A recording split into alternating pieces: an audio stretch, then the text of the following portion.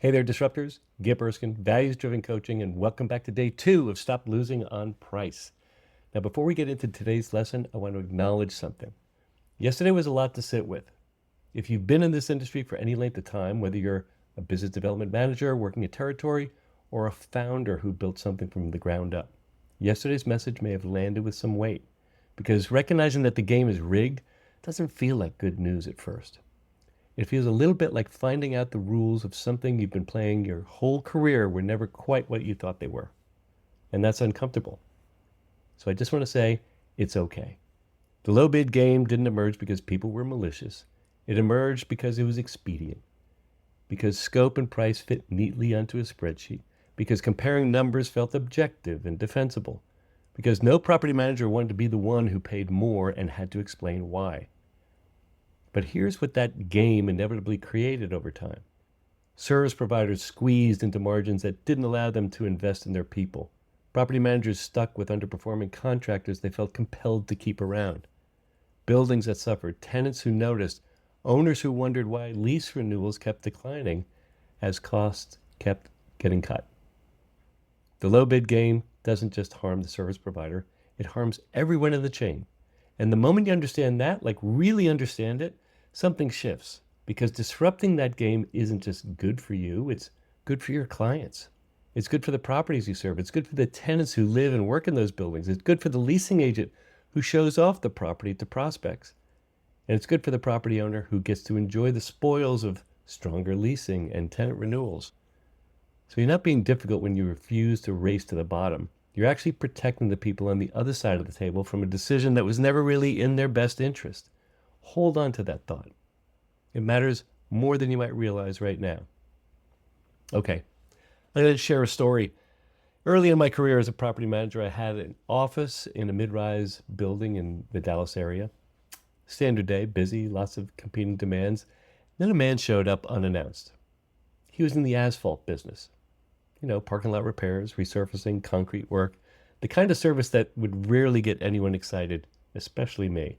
Now, I want to be honest with you. When he walked in, my first instinct was the same instinct most property managers have in the same situation. Here we go. Another service provider, another pitch, another request to be added to the bid list. But that's not what happened. He sat down across from me with a smile on his face, and he just started talking about his work. Not his company, not his services, not his pricing. His work. He told me about the equipment his company had invested in, diamond grinding bits. He explained how these bits allowed his crews to resurface parking lots in a way that went far beyond cosmetic improvement. He was excited to share how they purchased these expensive bits and applied them to uneven surfaces. We grind them down, and he was so forceful and happy with that big smile and commitment to that work. And the surface that they created wasn't just smoother or cleaner looking. It was engineered so that rainwater, even in heavy Texas downpours, would flow naturally off to the side, away from building entrances, away from the paths where tenants and visitors walked every day, away from places where standing water creates slip hazards. No puddles. He talked about the way someone talks about his craft that they have genuinely mastered and deeply loved. There's no performance in it. No sales technique, just a man who is proud of what he knew and excited to share it with someone who managed the kind of properties his work was designed to serve. And I remember sitting there thinking, I trust this guy.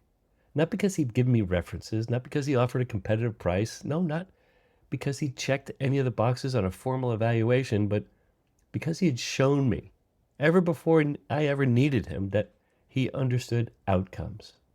He thought about the end result, not just the scope of work. He cared about what happened after his crews drove off the parking lot. When the time came to resurface one of my properties, there was no question in mind. I called him. He didn't have the lowest price. He didn't need to. Because by the time we got to numbers, price was almost beside the point. The trust was already there. The relationship was already there. The confidence was already there. And he had built all of that before I ever issued a single RFP. And that's what showing up before you're invited actually looks like. And I want to contrast that with something I saw far more often. Because as a property manager, I was on the receiving end of a lot of outreach from service providers. Emails, brochures, drop-in visits, LinkedIn messages. And the vast majority of them followed almost exactly the same script. Here are our services. Here's what we do. Here are our capabilities. Please add us to your bid list. That's it. No story, no outcome, no reason for me to feel anything other than the mild obligation to file the brochure somewhere I'd likely never look again. I call it the service dump. And I want you to hear this clearly. The service dump is not a sales strategy. It's more of a reflex. It's what happens when a service provider walks into a room focused entirely on what they need, a spot on the bid list, a meeting, an opportunity, rather than what the person across from them actually cares about. And here's the thing that about property managers, we can feel that immediately. We've been on the receiving end of it hundreds of times. As a colleague once put it, these folks that come in to our offices have commission breath, and it stinks. We know within 30 seconds whether someone walked in to give or to get. The asphalt contractor gave first. He gave me knowledge I didn't have. He gave me a new way of thinking about a surface I walked across every single day without a second thought. He gave me confidence that he understood what mattered to people that used that parking lot. And because he gave first, I wanted to give back. Now, that's not manipulation. That's just how trust works between human beings. It's the fair exchange of value. So here's what I want you to think about today. When you show up, whether it's in person on LinkedIn, an industry event, an email, or on a phone call, are you showing up as someone who contributes, someone who gives first, or as someone who needs something? Because buyers can feel the difference. And the ones who feel like contributors, the ones who educate before they pitch, who give before they get, who show up before they're invited, those are the ones who are already being considered long before the RFP hits anyone's inbox. So here's your one action for today. Choose one way to show up before you're invited. Maybe it's a LinkedIn post that teaches something useful.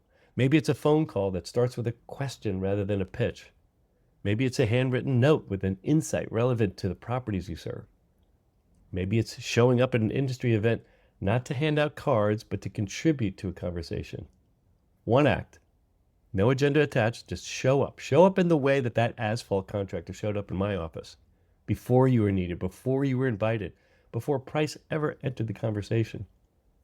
Tomorrow we're going to talk about what happens when the conversation actually begins. Because even when a property manager is ready to listen, even when they're sitting across from you, genuinely open, most service providers still struggle to say the one thing that would change everything. They describe what they do, when what the buyer is waiting to hear is why it matters. That's day 3. I'll see you then. Ever upward.